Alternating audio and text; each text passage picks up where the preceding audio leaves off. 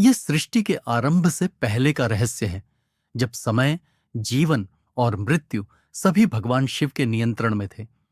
एक ऐसा अस्त्र जिसे किसी भी युद्ध में प्रयोग नहीं किया जा सकता, क्योंकि यह अस्त्र नहीं, एक संहार है, पाशुपतास्त्र। कहते हैं कि यह अस्त्र इतना विनाशकारी था कि इसके प्रयोग से पूरा ब्रह्मांड नष्ट हो सकता था। इसलिए इसे केवल वही धारण कर सकता था जो अपने अहंकार और इच्छाओं से मुक्त हो। महाभारत युद्ध की तैयारियां जोरों पर थीं, लेकिन अर्जुन जानता था कि केवल युद्ध कौशल से वह विजयी नहीं हो सकता। उसे एक ऐसी शक्ति चाहिए थी जो अमोघ हो। तभी उसने संकल्प लिया कि वह स्वयं भगवान शिव से उनका सबसे शक्तिशाली अस्त्र प्राप्त करेगा। दिन रात, धूप छांव, ठंडी हवाओं में अर्जुन घने जंगलों में बैठकर गहरी तपस्या करने लगा। फिर एक दिन एक अप्रत्याशित घटना घटी। एक विशाल जंगली सूअर उसकी ओर तेजी से दौड़ा। अर्जुन ने बिना समय गवाए अपना तीर छोड़ा, लेकिन उसी क्षण दूसरी दिशा से भी एक तीर आया और उस सूअर को भेद दिया। अर्जुन ने चौंक कर देखा। उसके सामने एक अजीब शिकारी खड़ा था, गेरुए वस्त्रों में, बाघ की खाल पहने, हाथ में धनुष लिए। लेकिन यह कोई साधारण शिकारी नहीं था, यह स्वयं भगवान शिव थे।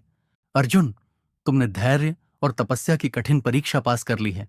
अब मैं तुम्हें वह अस्त्र प्रदान करता हूं जिसे केवल सृष्टि के अंतिम क्षणों में ही प्रयोग किया जाना चाहिए, पाशुपतास्त्र।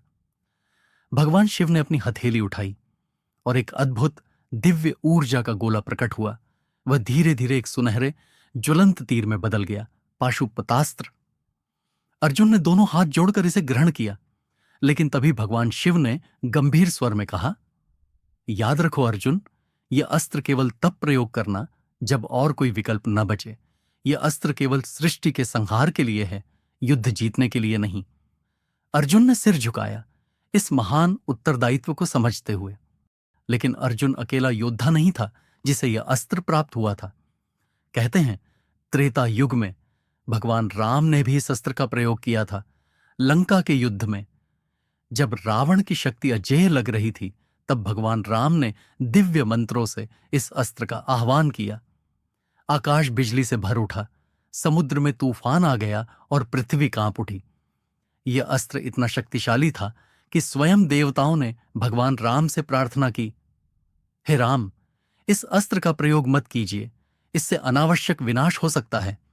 भगवान राम ने देवताओं की विनती स्वीकार की और अंतिम क्षण में इस अस्त्र को रोक लिया। अर्जुन को यह अस्त्र मिला, लेकिन उसने इसे कभी प्रयोग नहीं किया, क्योंकि सच्चा योद्धा वही होता है जो शक्ति पाने के बाद भी उसका दुरुपयोग न करे।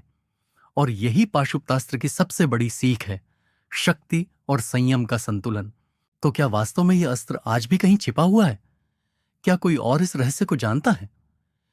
अगर आपको यह कथा रोचक लगी तो इस वीडियो को लाइक करें, शेयर करें और हमारे चैनल को सब्सक्राइब करें।